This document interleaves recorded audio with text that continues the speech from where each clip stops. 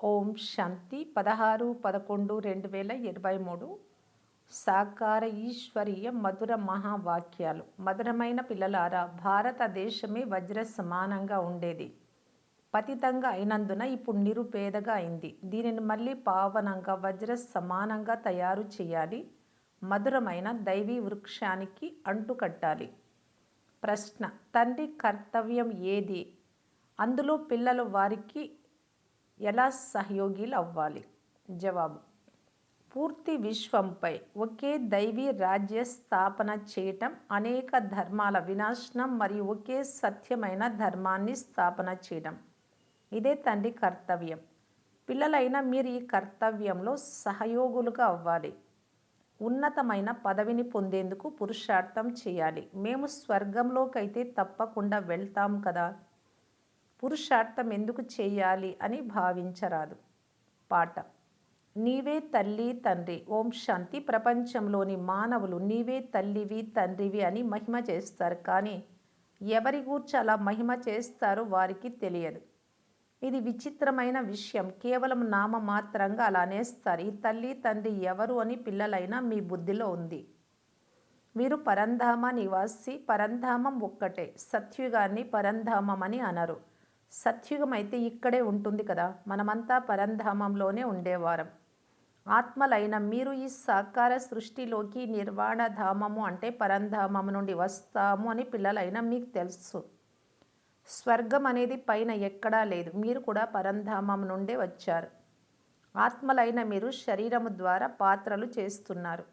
ఎన్ని జన్మలు తీసుకుంటారో, ఎలా పాత్రను అభినయిస్తారో ఇప్పుడు మీకు తెలుసు. శివబాబా దూర దేశంలో ఉండేవారు. వారు పరాయి దేశంలోకి వచ్చారు. ఇప్పుడు పరాయి దేశము అని ఎందుకు అంటారు? మీరు భారతదేశంలోకి వస్తారు కదా.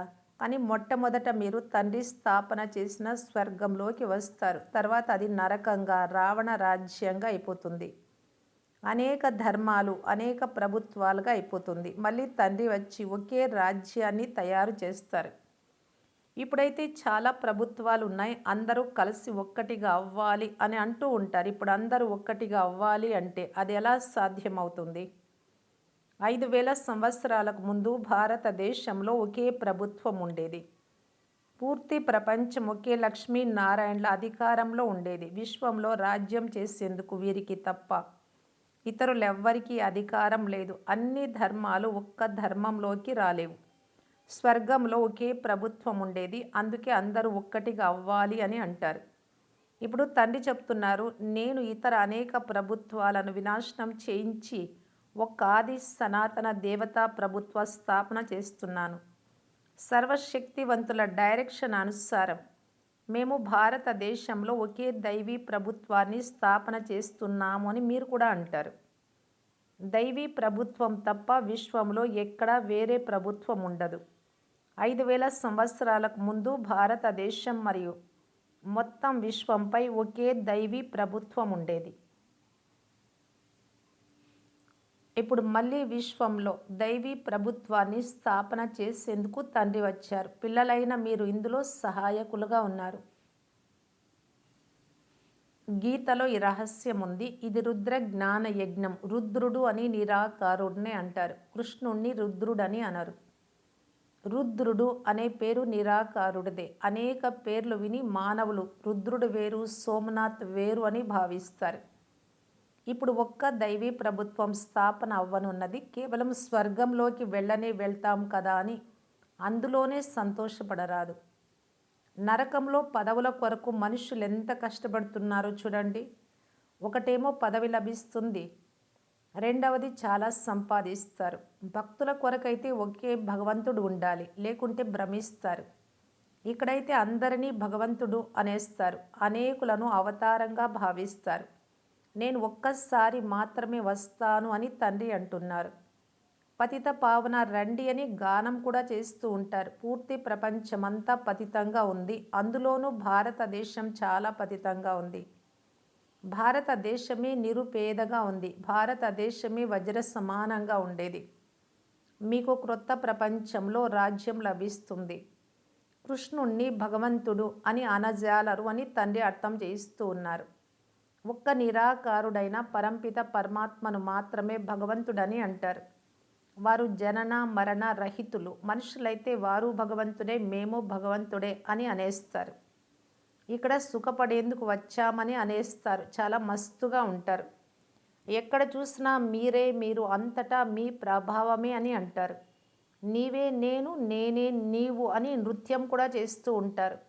వారికి అనుచరులు వేల సంఖ్యలో ఉంటారు.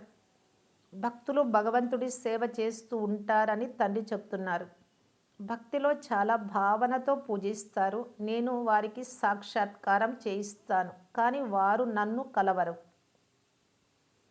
నేను స్వర్గ రచయితను, అలాగని భక్తులకు స్వర్గ వారసత్వం ఇస్తాను అని కాదు. భగవంతుడైతే ఒక్కరే. అందరూ పునర్జన్మలు తీసుకుంటూ బలహీనులుగా అయిపోయారు. తండ్రి చెప్తున్నారు, ఇప్పుడు నేను పరంధామం నుండి వచ్చాను, నేనే స్వర్గాన్ని స్థాపిస్తాను, కానీ నేను అందులోకి రాను. చాలామంది మనుష్యులు మేము నిష్కామ సేవ చేస్తున్నాము అని అంటారు. కానీ కావాలనుకున్నా వద్దనుకున్నా ఫలమైతే తప్పకుండా లభిస్తుంది. దానం చేసినట్లయితే ఫలం తప్పకుండా లభిస్తుంది కదా. మీరు ధనవంతులుగా అయ్యారు ఎందుకంటే గతంలో దాన పుణ్యాలు చేశారు. ఇప్పుడు మీరు పురుషార్థం చేస్తున్నారు. ఎంత పురుషార్థం చేస్తారో భవిష్యత్తులో అంత ఉన్నత పదవి పొందుతారు. భవిష్యత్ జన్మల కొరకు మీకు మంచి కర్మలు నేర్పించబడతాయి. మనుష్యులు మరుసటి జన్మ కొరకు చేస్తారు. పూర్వ కర్మల ఫలము అని అంటారు. సత్యత్రేతాయుగాలలో ఇలా అనరు. భవిష్య 21 జన్మల కొరకు కర్మ ఫలాన్ని ఇప్పుడే తయారు చేయించబడుతోంది. సంగమయుగ పురుషార్థ ప్రాలబ్ధం 21 తరాలు నడుస్తుంది. మీకు 21 జన్మలకు సుఖ ప్రాలబ్ధాన్ని తయారు చేస్తున్నాము అని సన్యాసులు అనలేరు. మంచికైనా లేక చెడుకైనా ఫలాన్ని భగవంతుడే ఇవ్వాలి కదా. కనుక చేసిన పొరపాటు ఏమిటంటే కల్పం ఆయువును చాలా పెద్దదిగా చేసేస్తారు. కల్పం 5000 సంవత్సరాలు అని చాలామంది చెప్తారు. మీ వద్దకు ముసల్మాన్లు వచ్చి కల్పం ఆయువు తప్పకుండా 5000 సంవత్సరాలు అన్నారు. ఇక్కడ విషయాలను విని ఉంటారు. చిత్రాలైతే అందరి వద్దకు వెళ్తాయి. అయినా అందరూ అంగీకరించరు. ఇది రుద్ర జ్ఞాన యజ్ఞము అని, దీని నుండి ఈ వినాశ జ్వాలలు వెలువడ్డాయి అని మీకు తెలుసు. ఇందులో సహజ రాజయోగం నేర్పించబడుతుంది. కృష్ణుడి ఆత్మ ఇప్పుడు ఈ అంతిమ జన్మలో రుద్రుడైన శివుడి నుండి వారసత్వం తీసుకుంటోంది. ఇక్కడ కూర్చొని ఉన్న బాబా వేరు, వీరు వేరు. బ్రాహ్మణులకు తినిపించినప్పుడు కూడా ఆత్మను పిలుస్తారు కదా. ఆ ఆత్మ బ్రాహ్మణుడిలో వచ్చి మాట్లాడుతుంది. తీర్థయాత్రలలో కూడా విశేషంగా పిలుస్తూ ఉంటారు.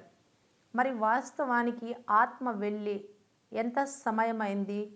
మరి ఆత్మ ఎలా వస్తుంది? ఏం జరుగుతుంది? నేను చాలా సుఖంగా ఉన్నాను, ఫలానా ఇంట్లో జన్మ తీసుకున్నాను అని చెప్తుంది. ఇది ఎలా జరుగుతుంది? ఆత్మ శరీరం నుండి వెలువడి నిజంగానే వస్తుందా? నేను భావన ఫలాన్ని ఇస్తాను, దానితో వారు సంతోషపడిపోతారు అని బాబా అర్థం చేస్తారు. ఇది కూడా డ్రామాలోని రహస్యమే. మాట్లాడుతున్నారు అంటే పాత్ర నడుస్తోంది.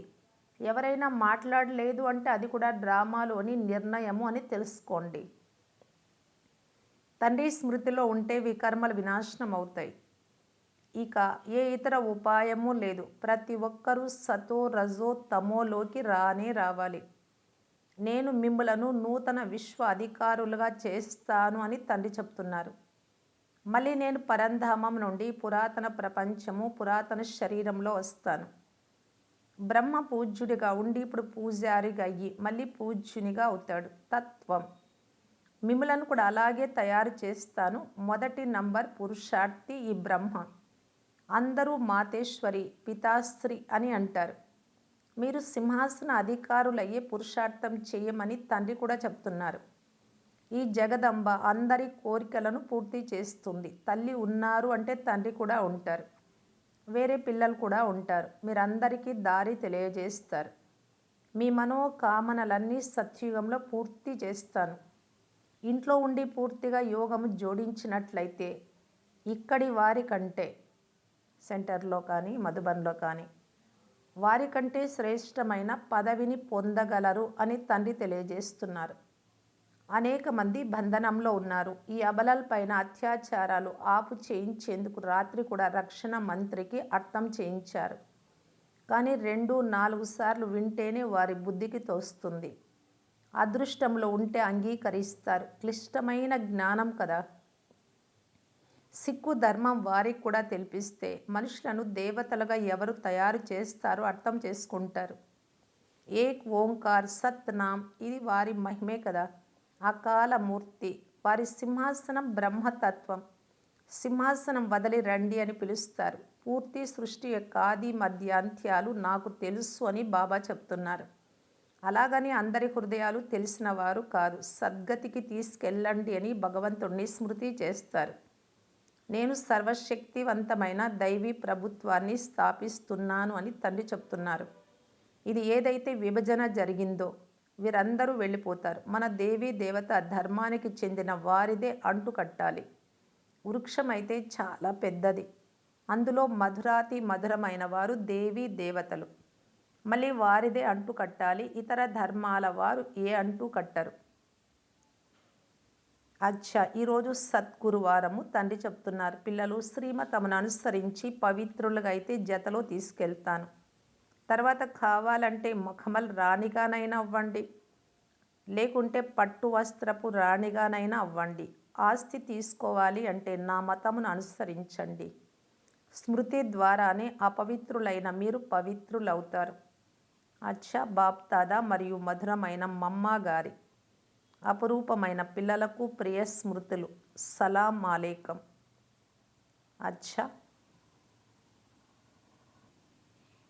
మధురాతి మధురమైన అపురూపమైన పిల్లలకు మాతాపిత బాప్ దాదాల ప్రియ స్మృతులు మరియు గుడ్ మార్నింగ్. ఆత్మిక పిల్లలకు ఆత్మిక తండ్రి నమస్తే. ధారణ కొరకు ముఖ్య సారం. ఫస్ట్ పాయింట్, సంగమయుగ పురుషార్థ ప్రాలబ్ధము 21 జన్మల వరకు కొనసాగుతుంది. ఈ విషయాన్ని స్మృతిలో ఉంచుకొని శ్రేష్ఠ కర్మలు ఇప్పుడు చేయాలి. జ్ఞాన దానము ద్వారా మీ ప్రాలబ్ధాన్ని తయారు చేసుకోవాలి. సెకండ్ పాయింట్, మధురమైన దైవీ వృక్షానికి అంటు కట్టబడుతోంది కనుక చాలా మధురంగా తయారవ్వాలి. వరదానం, బ్రాహ్మణ జన్మ యొక్క విశేషతను మరియు విచిత్రతను స్మృతిలో ఉంచుకొని సేవ చేసే సాక్షీభవ. ఈ బ్రాహ్మణ జన్మ దివ్యమైన జన్మ. సాధారణ జన్మ తీసుకున్న ఆత్మలు తమ పుట్టిన రోజును వేరుగా జరుపుకుంటారు. మ్యారేజ్ డే, ఫ్రెండ్స్ డే వేరుగా జరుపుకుంటారు. కానీ మీ birthday, marriage day, father's day, engagement day అన్నీ ఒకే రోజే. ఎందుకంటే మీ అందరి వాగ్దానము ఒక్క తండ్రి తప్ప రెండవ వారు ఎవ్వరూ లేరు. కనుక ఈ జన్మ యొక్క విశేషతను మరియు విచిత్రతను స్మృతిలో ఉంచుకొని సేవ యొక్క పాత్రను అభినయించండి. సేవలో ఒకరికొకరు సాథీలుగా అవ్వండి, సహచరులుగా. కానీ సాక్షిగా ఉండి సాథీగా అవ్వండి. కొంచెం కూడా ఎవ్వరిలోనూ విశేషమైన లొంగుబాటు ఉండరాదు. స్లోగన్, ఎవరి జీవితంలో నిరహంకారత మరియు అథారిటీల బ్యాలెన్స్ ఉంటుందో వారి చింతలేని చక్రవర్తులు. అవ్యక్త ఇషారా, సుఖస్వరూపులై సుఖమిస్తూ పొందుతూ ఆశీర్వాదాలు ఇస్తూ పొందుతూ ఉండటానికి బాప్ దాదా తెలియజేస్తూ ఉన్నారు. బ్రాహ్మణ్ ఆత్మలు సుఖ సాగరుడి పిల్లలు, సుఖ స్వరూపులు, సుఖ దేవతలు. దుఃఖధామం వదిలేసి వెళ్తున్నారు అంటే దుఃఖం ఇవ్వరాదు, దుఃఖం పొందరాదు. సుఖం ఇచ్చే దాని ద్వారా ఆశీర్వాదాలు చాలా లభిస్తాయి. పురుషార్థంలో ఈ ఆశీర్వాదాలు కూడా యాడ్ అవుతాయి. ఏ విషయం నుండి అయినా, కర్మ నుండి కానీ, వాణి నుండి కానీ, మనస్సు నుండి కానీ ఎవరు సుఖం ఇచ్చినా మార్క్స్ ఆటోమేటిక్గా వృద్ధి అవుతాయి, అనగా ఎక్కువ అవుతాయి. కనుక సుఖస్వరూపులై సుఖం ఇవ్వండి, సుఖం పొందండి. ఓం శాంతి.